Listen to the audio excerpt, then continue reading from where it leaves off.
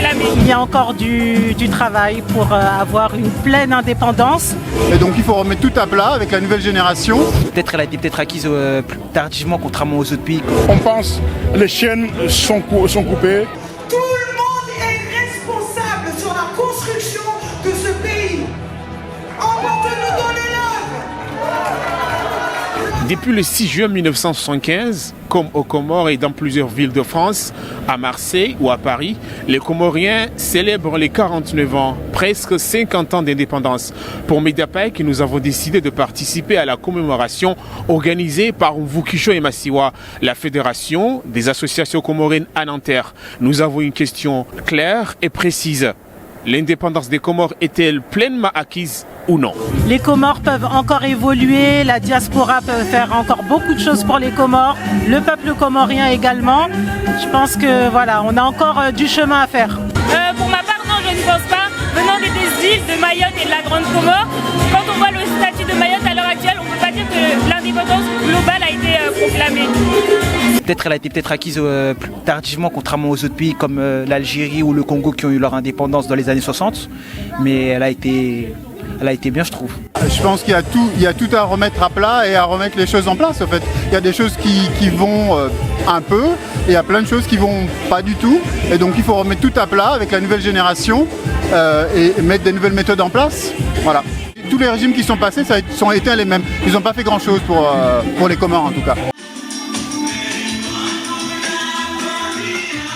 Il reste à faire, il reste des territoires à décoloniser, mais en gros, les Comores n'est pas unique. Hein. C'est comme les autres pays d'Afrique qui ont pris l'indépendance, mais c'est une indépendance qui a aussi des zones d'ombre, qu'il faut les éclaircir pour avoir cette indépendance pleinement.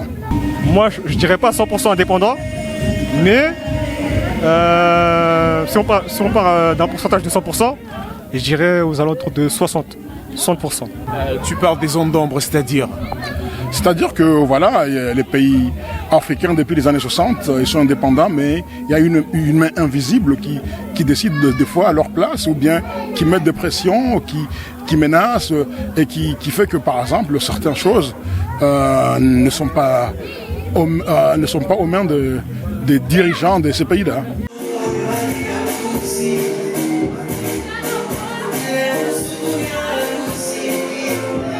Je ne peux pas dire que l'indépendance est pleinement acquise quand notre argent reste à la Banque de France et qu'on utilise une monnaie qui s'appelle le franc CFA et qu'il y a des accords militaires qui sont encore là et que notre air, terre et mer sont sous contrôle d'autres. Donc du coup, on a eu une indépendance politique, mais l'indépendance économique n'est pas encore tout à fait acquise.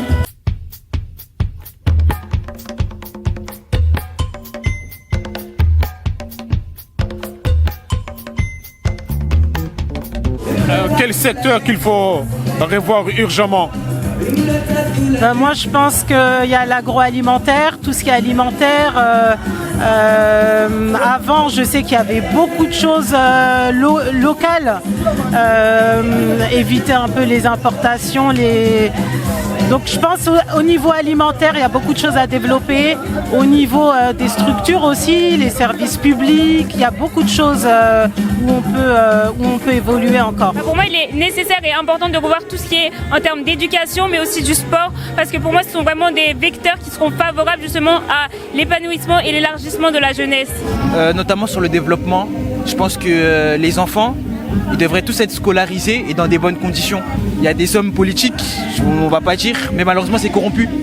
Par exemple, changer la constitution quand une élection présidentielle elle arrive, ça c'est pas bien. Et voilà, du coup c'est triste pour le peuple.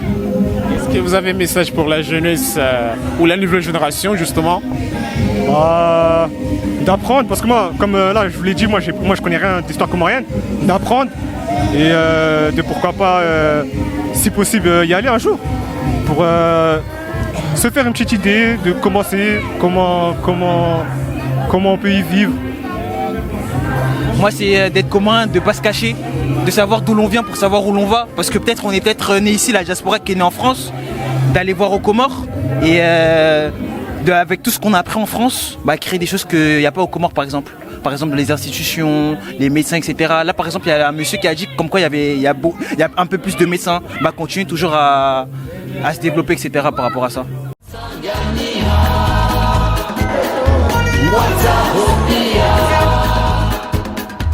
Fikiran njema